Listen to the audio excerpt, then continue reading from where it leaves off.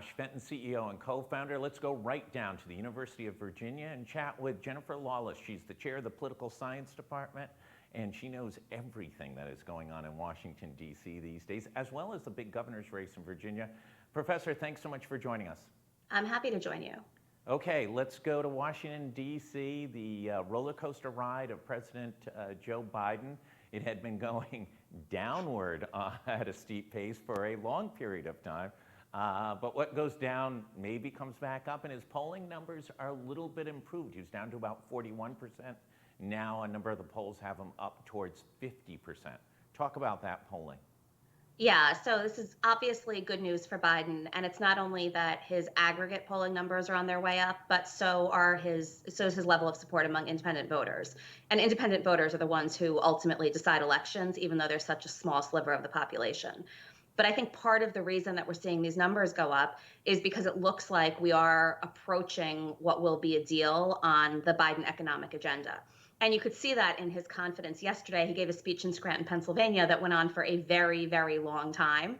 But it was basically, anecdotes and stories about his upbringing and the way that jumpstarting the economy has always been important to him and his family. And it was the kind of speech that I think is a prelude to a successful infrastructure and social spending bill, not one geared to apologize to the American people for not getting something done.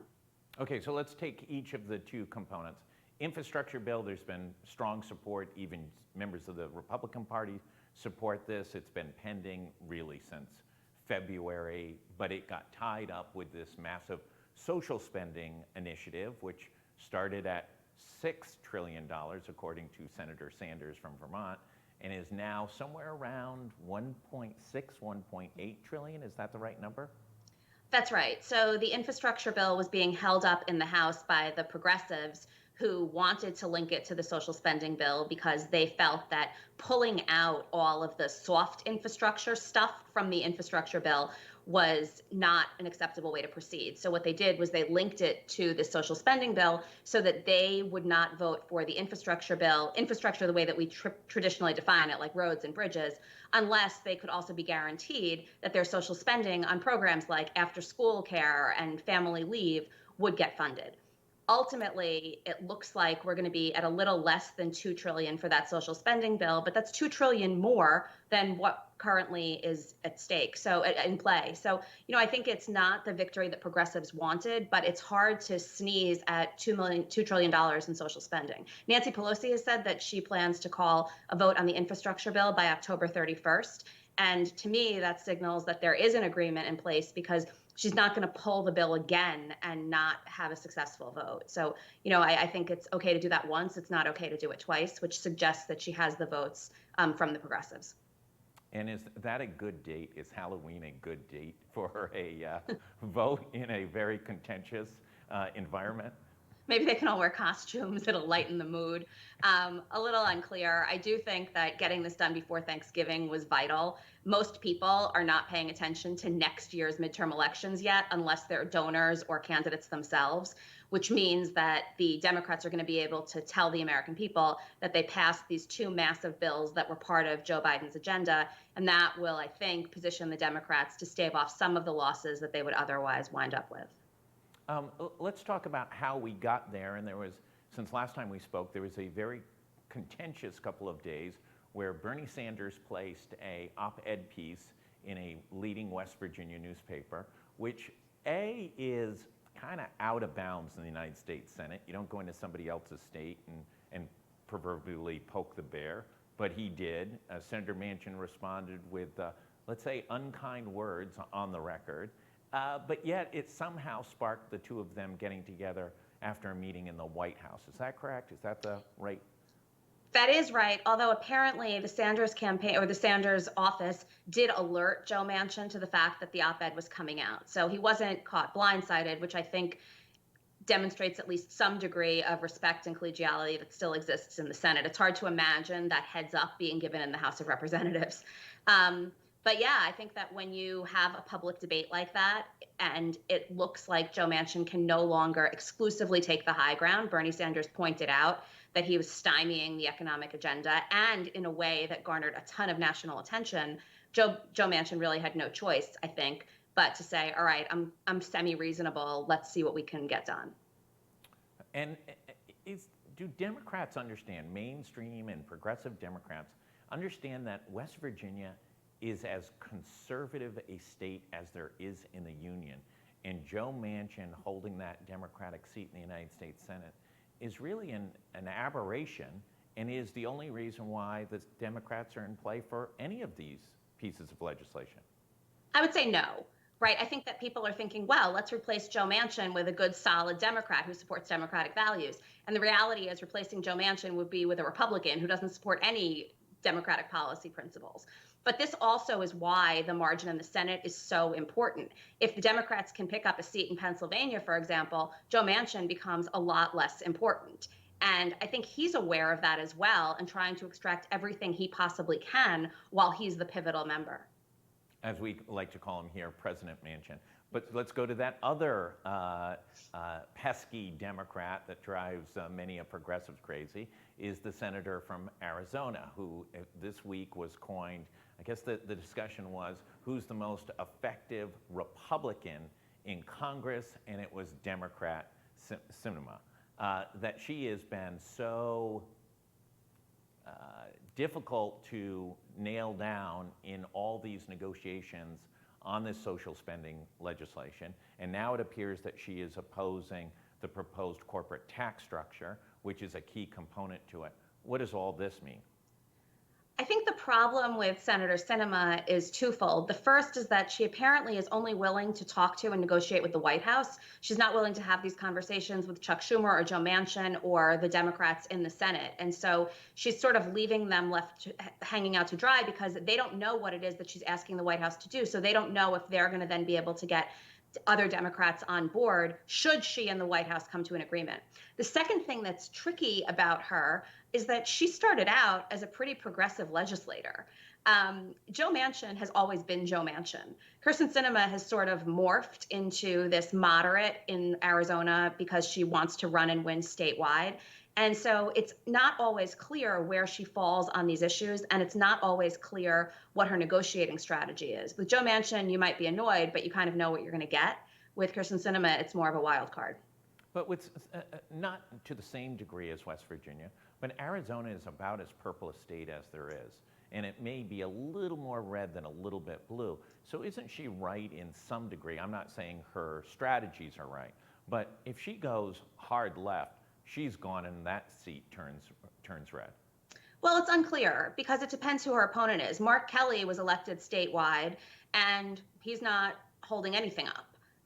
And he's up for re-election, and he's raised an insane amount of money, and he will likely win that race. And so, he's a moderate Democrat. I wouldn't put him on the far progressive side of anything. But people like Mark Kelly or John Tester from Montana are obviously representing purple, if not red states, but they're doing it in a way that is more palatable to their voters. And to the Democrats in the Senate. So they're also far less outspoken about these issues. So some of it, I think, is her tone and her way of going about these things, similar to Joe Manchin, right? He's put himself out there as somebody who wants to extract what he thinks is better for his state. So I don't think that that's the only recipe in Arizona, because we see somebody else successfully navigating Arizona politics, pursuing a totally different strategy. Oh, what is Barry Goldwater thinking these days? Let's go to Virginia. Virginia might be the most interesting thing going on in the country. Forget Washington, D.C. We've got a governor's race down there that I think the polling came out late last night and has the race in a dead heat. I think it was 46-46, which also shows very little undecided. Walk us through that race. You're in the midst of it. What does it say about where the country is? That's a state that's been pretty blue for the last 12 years. Yeah, so Virginia has definitely trended blue, but I think there are large pockets of very red. So Virginia is not a purple state. It's basically a red state with a blue border against Washington, D.C., and then a blue circle at Charlottesville and a blue circle at Richmond. The rest of the state is ruby red. And Glenn Youngkin is trying to drive up voter turnout as much as he possibly can in those red areas. And he's trying to do it in a way where he doesn't distance himself from Donald Trump to the extent that he would turn off Trump voters, but he's trying to distance himself enough by focusing on issues like education, issues that Trump didn't make front and center, but didn't put front and center, so that he can woo some of these independents. Both of the candidates are doing everything they can to sort of bring in, superstars. Youngkin hasn't decided whether Trump is going to actually come to the state yet, but Trump called into a rally for him. Barack Obama was in Virginia yesterday, where we've been told that Joe Biden will campaign for Terry McAuliffe before the end of the month. It's really going to be a turnout game. And at this point, it's unclear who has the edge. And where does that independent voter that voted for Barack Obama in 2008 and may have switched over to Donald Trump in 2016, that voter who's just looking for somebody to get things done and is less concerned about political ideology? Well, what's really interesting is the poll that came out yesterday demonstrated that the race really is not that much about Terry McAuliffe and Glenn Youngkin. So I'm not sure how many people are interested in who the gubernatorial candidates are. It seems that on both sides of the aisle, the motivating factors are how much you like or dislike Donald Trump and Joe Biden. And so that puts both Youngkin and McAuliffe in a difficult situation because they want to talk about what they're going to do. The voters want to hear about how they are like or unlike Donald Trump and Joe Biden, and that's sort of where their ads are moving. That's the direction, that's the closing argument. That's not something that has traditionally inspired independent voters to go to the polls. Lots of grainy ads with images of Joe Biden and Donald Trump in TV spots. Yeah, I mean, and if you watch Hulu, if you don't have the highest end Hulu where you get the ads, literally every single ad is a Youngkin or a McAuliffe ad. So they've bought up all of the time on TV, and we'll see what happens. The other thing is Virginia has been voting early now for the last month. It doesn't look like the numbers are particularly high, but it also suggests that voters are waiting until Election Day. They're waiting to see how these closing arguments play out. It's not the case that everybody made a decision, 4 weeks ago. Yeah, we had that special election on a Senate race here, state Senate race, and there was very little early voting. And I think, folks either were waiting or they just want to go to the voting booth. That's the way they prefer. They like that sort of event that's been such a part of American democracy, of going to vote.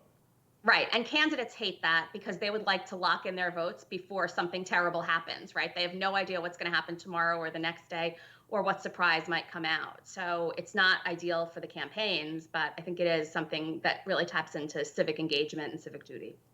I do want to touch on, you've launched a new book. Give us an overview. I can't wait to read it. Walk us through it. So the book is called Newshole, and it's co-authored with Danny Hayes, who's at George Washington University. And basically what we do is document the decline of local news and local newspapers over the course of the last 30 to 40 years. We demonstrate the implications for civic engagement. People who are no longer getting local news are less politically knowledgeable, less politically participatory, and less able to get that information anywhere else. And then we end on a somewhat hopeful note, which is a proposal for how we might reinvigorate consumer demand. And it's a pretty easy strategy. We just need to let people know that local news is important. People are willing to respond. They just don't think about it. Yeah, it's a very interesting time, obviously, in media.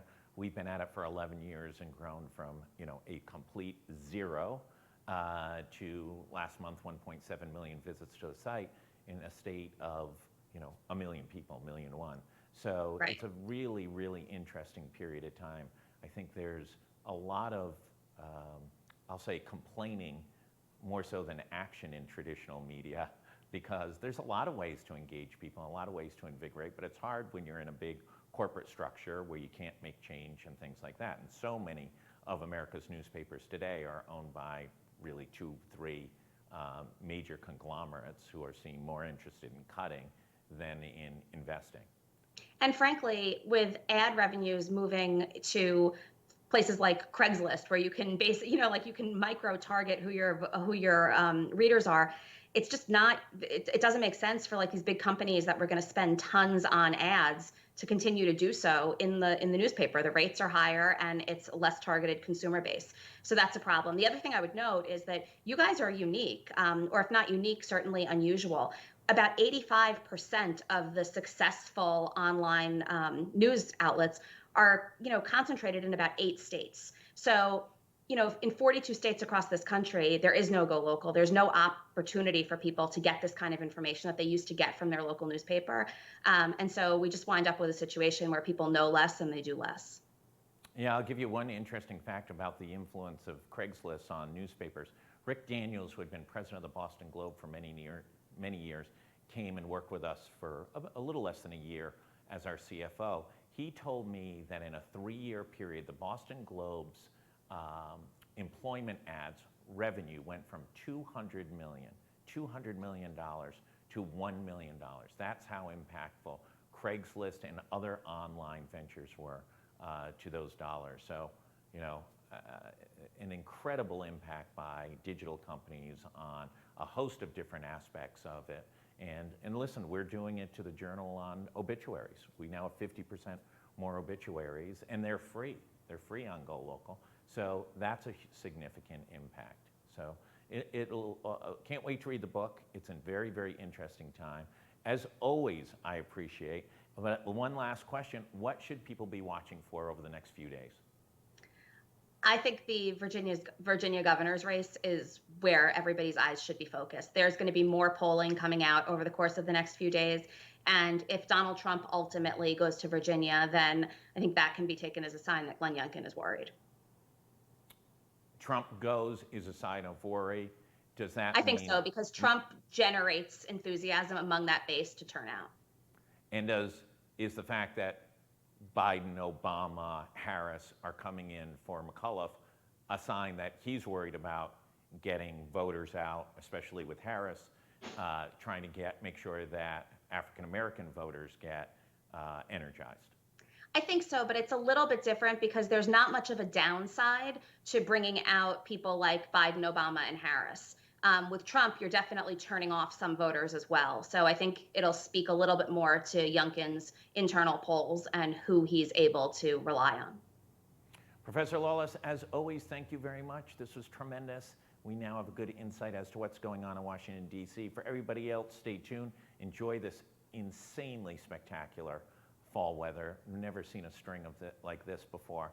We'll have updates throughout the day. If you haven't seen today's headlines, jump on it. A very interesting message from the owners of one of Rhode Island's leading food trucks to people who are complaining about prices, and also disturbing video from Club Rovo that took place over the weekend. 3 people were shot inside that club.